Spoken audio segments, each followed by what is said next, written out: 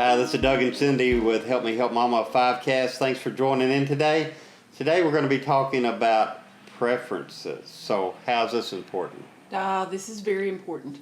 We're talking about in the setting of caring for an elderly parent or a spouse, and when it gets to the point that they need some type of care, assistance, or supervision, what are their preferences? Who do they want to take care of them? Where do they want to be? And so that's where we start. We start with asking Mama her preferences, and we're hoping you're having this conversation while Mom or Dad still has capacity, able to contribute their thoughts, their input. And it's important to have this conversation early. And if you're the senior watching this and you haven't had this conversation with your kids, pull them in and have this talk. Hey, if I decline, this is what I want to happen. We see a lot of people say, I want to stay at home. They may even tell their kids that, I want to stay at home. And that's an important conversation to have. Not only do they want to stay at home, but there's other factors like, am I able to stay at home? The money to stay at home? Who the other caregivers will be? So let's break that down. Talk about, how do the kids know if Mom is able to stay at home? Okay. The best way to determine that is to do an assessment, a family assessment. And there are a lot of things that you look at, but in this assessment, it goes through most of the activities of daily living and the instrumental activities of daily living. And it helps you to determine where Mom may need care, assistance, or supervision. And we're saying Mom, but this may be Dad, it may be grandparents, it may be spouse, a spouse. And this is very important, the spouse, because, even though your mom and dad may have been married for 50 years, 60 years, and you assume that they know what each other would want, that may not be the case. So it's best if you encourage them to have this conversation. So we talked about their ability to stay at home. What about the money?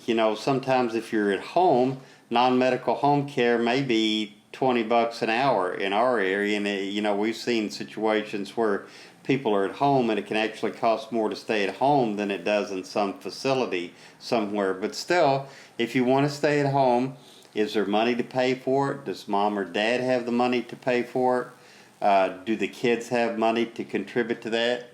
Sometimes there's insurance. Long-term care insurance, or maybe benefits, veterans benefits, other benefits. Some states have waiver programs. Absolutely. So it's just something that you have to plan for. But the point here is that preference is, what does Mom or Dad prefer? That is step one. So determine what their preferences are, and the way you do this is to talk to them about it. Now, the question that we're working on today from a fellow viewer, they were also concerned about the family's preferences. And, it's Mom's life or Dad's life, and they should be able to get what they want. But when do the family's preferences count, or do they count?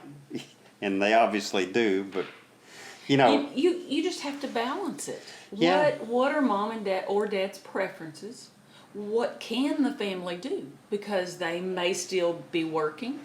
They may have a business of their own that takes 20 hours a day to run. They may live at a distance.